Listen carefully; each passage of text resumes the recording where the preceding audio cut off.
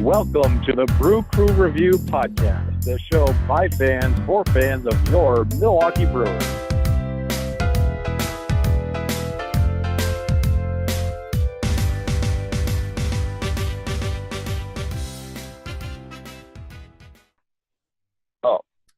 Welcome back, Brewer fans. This is the Brew Crew Review Podcast number 24.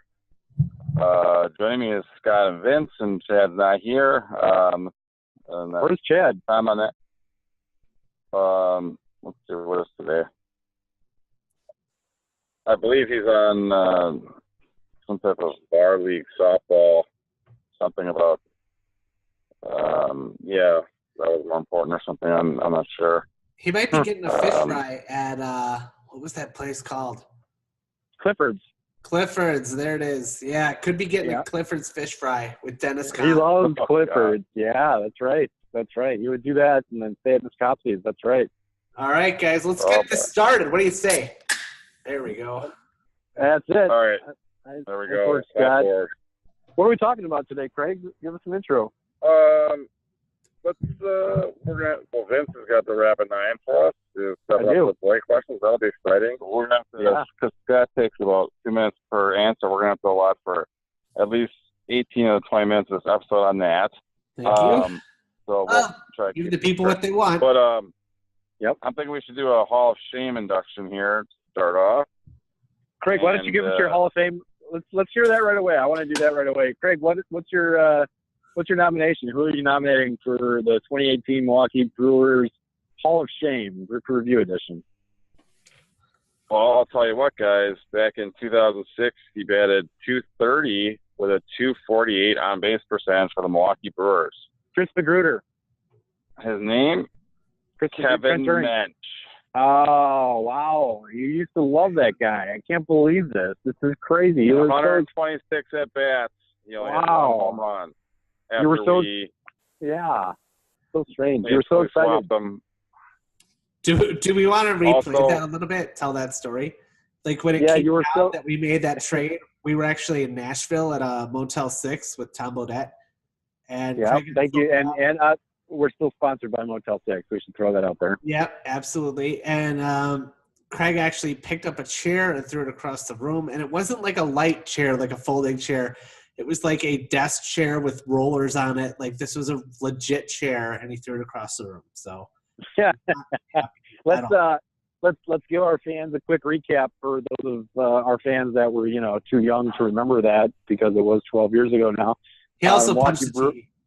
The Milwaukee, he did punch you. The Milwaukee Brewers traded pitcher.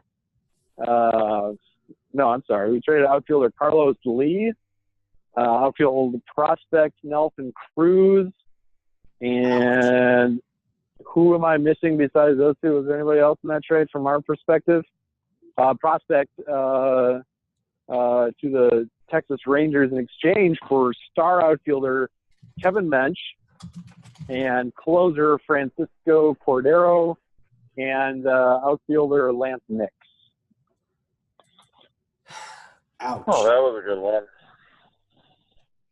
So Craig had consumed a lot of 25-cent beer that night, I believe, at a bar in downtown Nashville as well, which probably didn't. No, it's completely sober, actually. It probably didn't alleviate. It was like in the afternoon when it went through the ticker that trade went down. That was the details of it. Craig, the first sign of alcoholism is denial, buddy. And that 25-cent. Those 25-cent beers at that bar in Nashville were definitely calling your name most times when we went down there, and usually led to violent outbursts, especially our co-host and great man Scott Portell. I only spent $5. I got hammered. I guess that is 20 beers. Yeah, people did used to tell me, like, at about 11 in the morning, they would say it's 5 o'clock somewhere. I'm like, I don't know what the hell that means, but actually, I think I tipped $5 too. I was really classy back then. Yeah, you were, and you know what? The time doesn't really matter too much in Nashville. It's kind of like Las Vegas, It's pretty irrelevant what time of day it is. You usually can go out there and find it. Craig would react violently though after drinking, and it was just another example of when our co-host and great man Scott Portell got injured by Craig, and I am surprised. I thought, Craig, that you really came around to liking Kevin Mench and supporting him, and Ned Yost was still the manager who you loved. I mean, we had a lot of good things going for us back in '06. I remember we'd go out to the bar in Nashville. We'd hear some random person cover a song, Folsom Prison Blues. Then we'd go to another bar. We'd hear another aspiring young country artist cover Folsom Prison Blues. And that was pretty much the whole night. It was like that every bar. Well, don't forget, though, they had those wet T-shirt contests that Craig used to illicitly film on his car phone that I think we had back then. So that's right. Craig, we need copies of that for Twitter. Yeah, those were interesting times with Brew Crew Review. No doubt about it.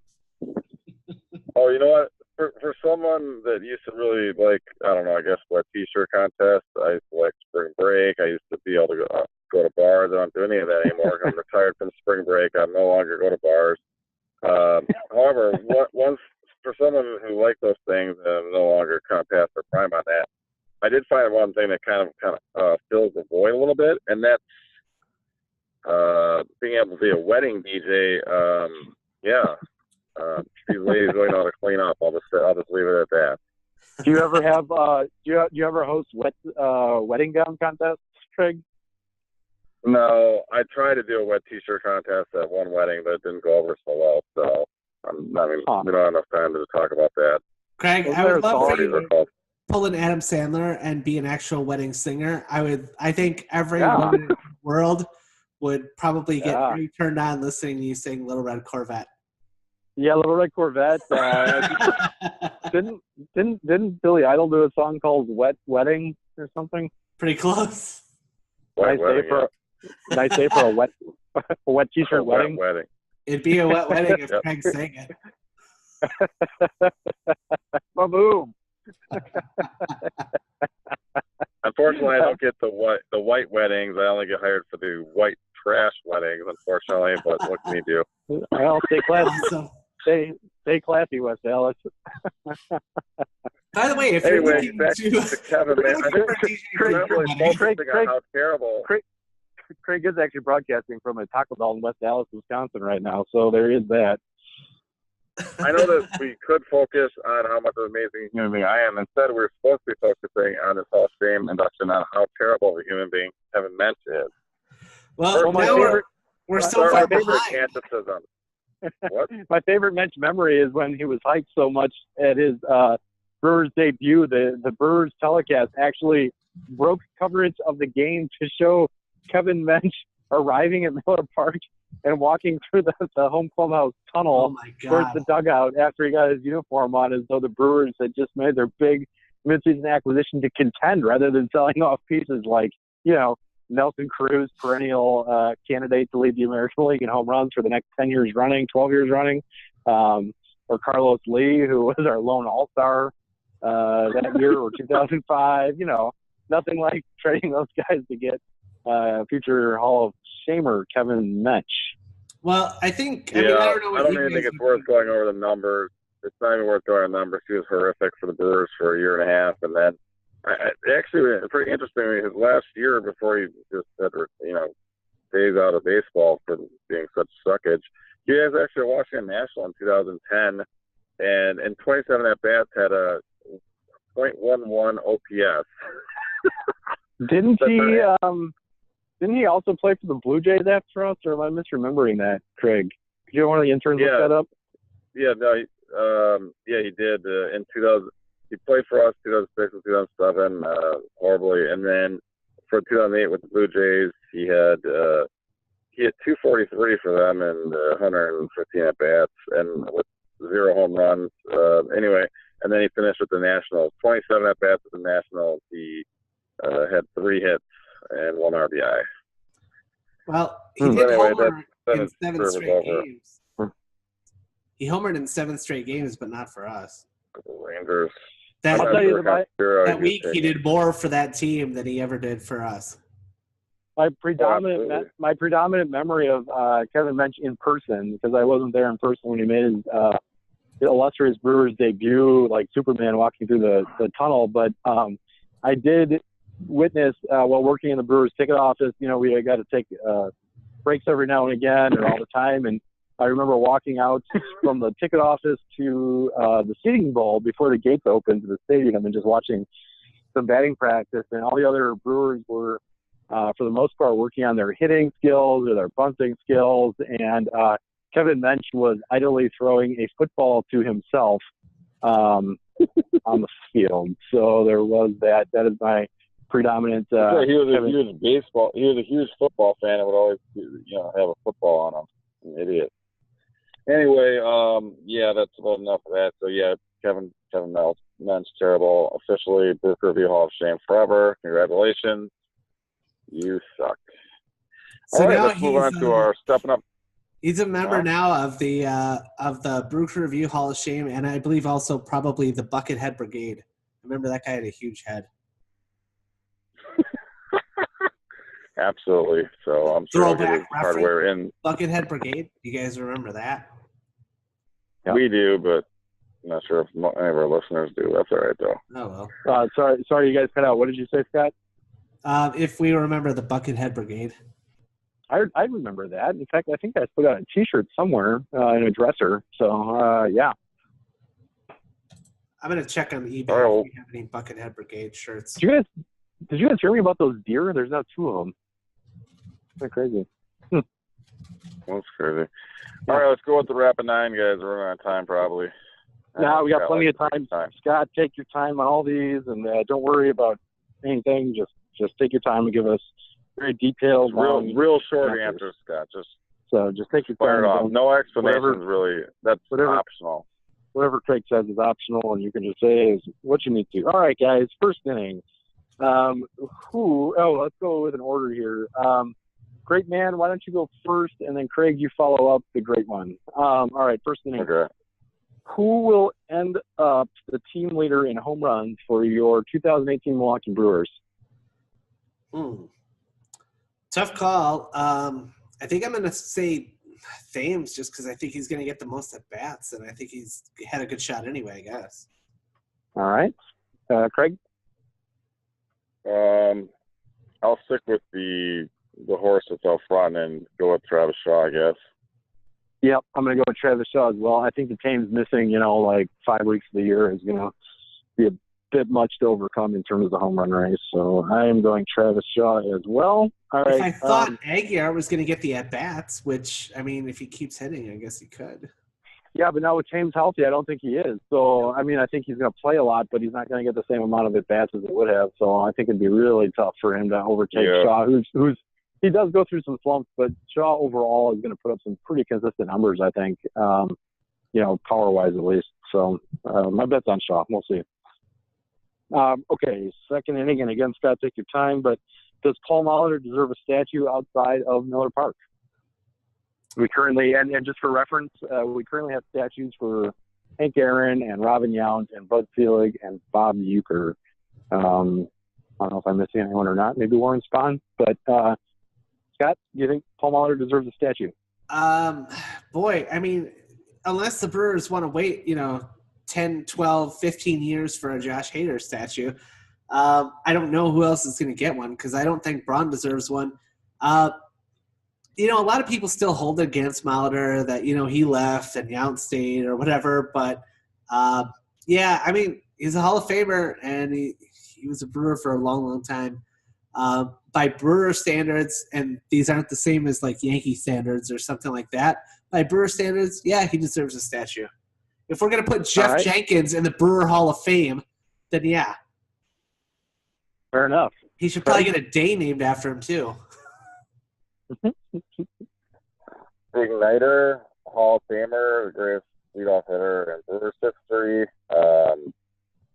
Most definitely the second best Brewer of all time behind Robin Yount. Obviously not counting Hank Aaron. His brief career as a Brewer. Definitely the second best Brewer in history, and for foreseeable future's history too. Absolutely, you need the statue. Yeah, my vote's on yes as well. He played for the Brewers from 1977 until 1992. He was drafted a Brewer. He had obviously some great highlights as a Brewer. Played on an American League Championship team as a Brewer. I don't think that he would have left after 92. Not that it should matter a ton, but I don't think that he leaves for Toronto after 92 if it wasn't for some fairly lowball insulting offers from Brewers management at the time. And he went into the Hall of Fame as a Brewer. And Scott, to your point about other teams, I would even say that other teams would put a statue of a guy like Molitor. You know, the Yankees have put some plaques in their outfield for guys that, you know, didn't spend as many years as Molitor did a Brewer. And so, yeah, my vote is definitely yes on Paul Molitor. Yep. All right. Let's see. What are we in third inning here? Will the Brewers stand pat, make a minor move or two like last year, or make a major splash at the trade deadline here in 2018? Scott? I don't know what we'd call a major splash, but I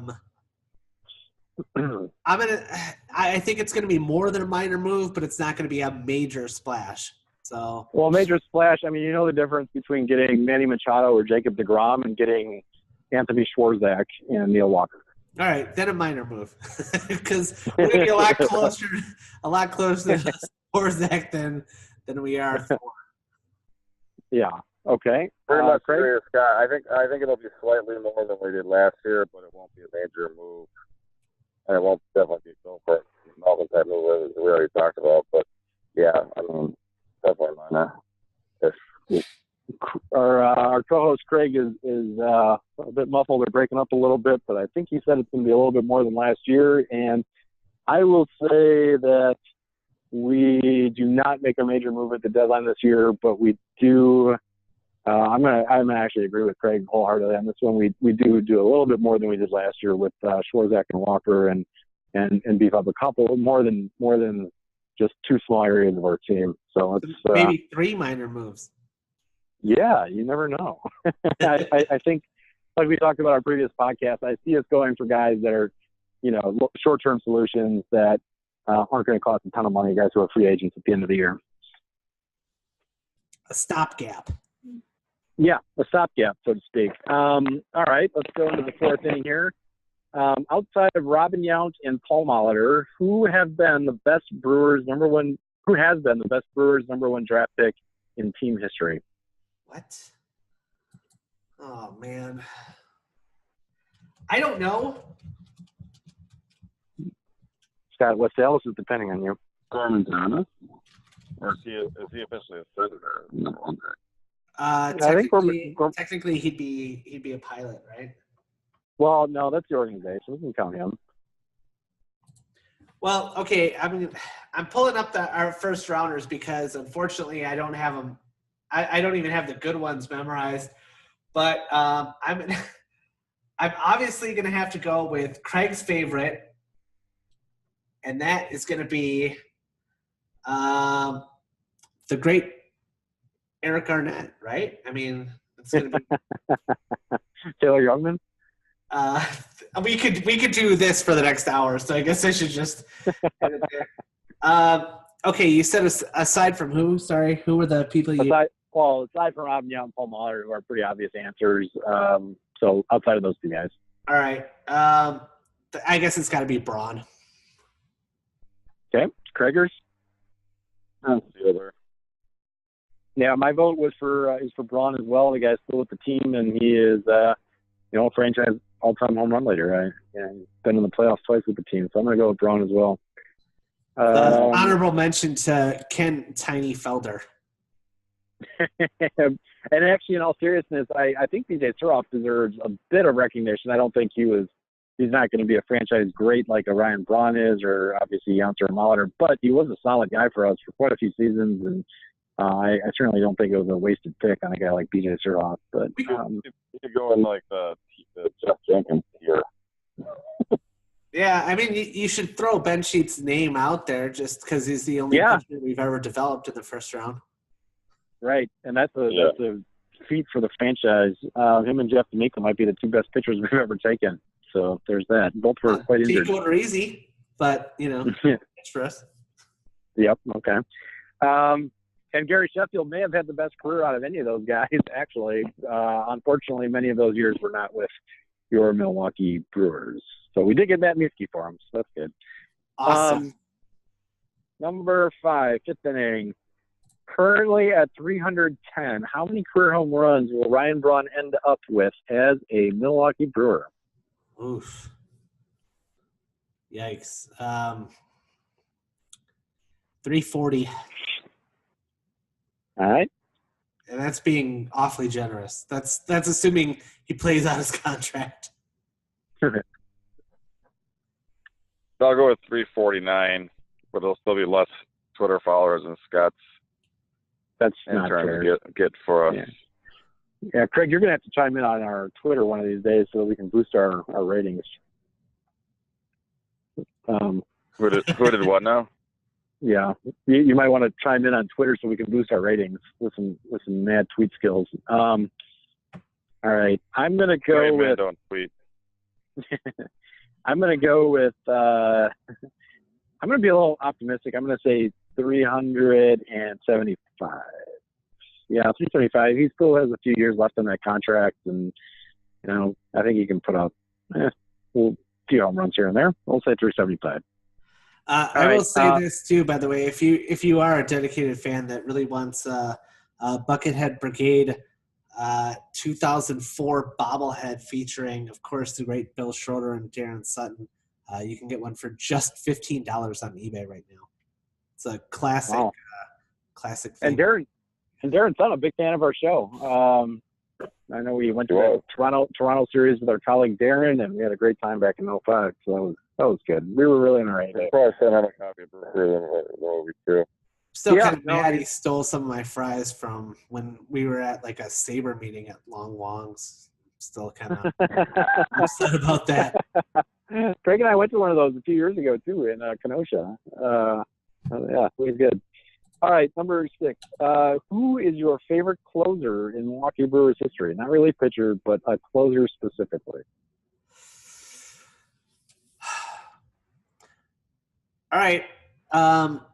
It's going to be Raleigh Fingers for the mustache alone, but also because the guy did more like I guess I can't say for the mustache alone and then say and also. So not just for the mustache, but because he also got so many of those multiple inning saves that were also important. And if he was healthy in 82, maybe we could be reminiscing about our World Series victory instead of talking about that one time we made the World Series. That was cool. Honorable mention to Doug Jones. Nice. Well, it's funny how many future Hall of Fame closers probably have gone to Brewer uniform. We got Trevor Hoffman here at him for sure, and even like Eric Gagne. But I'm going with the sack man, Dan Plesac. Yep. Nice. Yep. You took mine as well, Craig. I was thinking about Plesac earlier. That's called feeling your lightning. Earlier this week when he is going to come back and broadcast a few games here for the Brewer Series in Pittsburgh, and brought back some great memories. I remember him and Chuck Krim being a pretty formidable 1-2 punch at the back end of the Brewers bullpen in the late 80s, early 90s, and always loved Plesac. With an honorable mention to Bob Wickman, who I was a big fan of back in the day, and Curtis Liskanek and Mike DeJean, who just, well, they didn't get many opportunities because we didn't win many games back then. So yeah, I think I can also throw out there, it may have been the last save that Derek the Scarecrow Turnbow ever did, but at that game in Wrigley where Prince Fielder hit 2 bombs into a gale force wind, did not. Yeah. So I think that was the last one. That was we attended that game. That was great. That's right. And don't forget Chad, our colleague's good friend Dan Kolb, who likes to wrestle in local wrestling matches in the Milwaukee area. Oh, yeah. Okay. All right. Number 7, 7th inning. Will any Brewers prospect who has not played a Major League game yet make a difference for the Brewers in 2018? A difference? Like a positive difference or just any difference? Well, yeah, just like I guess what I'm trying to get at is there anyone in our system that has currently not made a big league debut that could play any sort of meaningful role for the Brewers this season? I'm just gonna say no.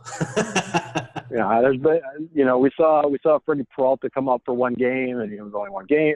I think he pitched 2 games total, but had one outstanding game for us. Is there anybody else like that in our system? There's been some talk on Twitter about testing Hira potentially. My answer is no. Testing Hira is not being called up this year. Yeah, I tend to agree, guys. I don't think Hira's being called up. I don't see that the Brewers are going to rush him or see him as an answer at second base in the 2018 season. I certainly think he could be in play out of spring training next year if he continues to put up great numbers at Double-A. But I think that it would be kind of a bit of a stretch to expect a guy who just got called up to Double-A to be able to make that transition to big leagues for a stretch run. Okay. Got about 3 minutes left. Got to make these rapid now. Yeah, take your time, Scotty. Okay. All right. Talked about this many times with our anonymous source, Tom Carter. I'd like to hear your guys' answers, though, as well. Eighth inning, what is the thing that you miss most about Milwaukee County Stadium? The cheap tickets. I remember even at the end, $14 for what, first row, second level. Yep. I do miss the classic barrel. I did hate that big speaker, so I don't miss that. Trying to think of anything else really nostalgic. Believe it or not, running out of time. I kind of miss. Take your time, buddy. I kind of miss the mezzanine. Like, it's just such a weird area. Yeah. Yeah, that's true. Yeah, I don't know. I guess those are all the things I miss about it. And okay. Of course. I'll go with the 2-fisted slopper and the doubleheaders. Oh, yeah, the 2-fisted slobber is what I was thinking about. The doubleheaders are awesome. I had 2. I was going to say section 1811 up in the upper deck had a little hole. Their other colleague, Junebug, and I found that looked straight down on the lower sections and had middle school kids. Oh, yeah, the glory hole. Yeah, we could pour stuff down there on the unsuspecting fans below, and it was quite hilarious for middle school males to do that. I will also say that the access to the players, I think, was better at County Stadium. When you're a young guy and you're out there at the park early and you want to get autographs, the players had to walk through the crowd getting autographs essentially just to get into the stadium from the team parking lot, which now it's completely fenced off and just different experience for kids today at Miller Park. So I miss those days at County Stadium. Okay, last inning, guys. What was the best road trip in Brew Crew Review history?